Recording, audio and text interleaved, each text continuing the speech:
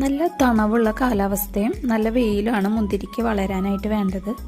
നല്ല സൂര്യപ്രകാശം കിട്ടുന്ന സ്ഥലം നോക്കി വേണം മുന്തിരി വളർത്താനായിട്ട്. ഇനിയിപ്പോൾ ഒത്തിരി തണൽ കിട്ടുന്ന സ്ഥലത്താണ് നട്ടതെങ്കിൽ നല്ല വെയിൽ കിട്ടുന്ന സ്ഥലത്തേക്ക് പന്തൽ കെട്ടി പടർത്തി വിടാവുന്നതാണ്.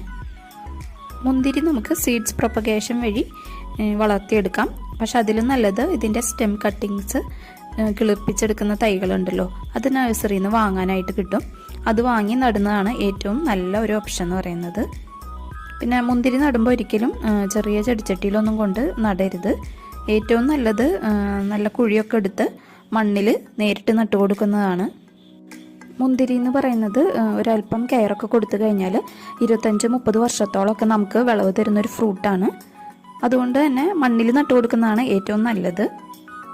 മുന്തിരി നടാനായിട്ട് കുഴിയെടുക്കുമ്പോൾ ഒരു 2 അടി താഴ്ചയിൽ വേണം കുഴിയെടുക്കാൻ. അതുപോലെ അത്യാവശ്യം വീതി ഉണ്ടായിരിക്കണം.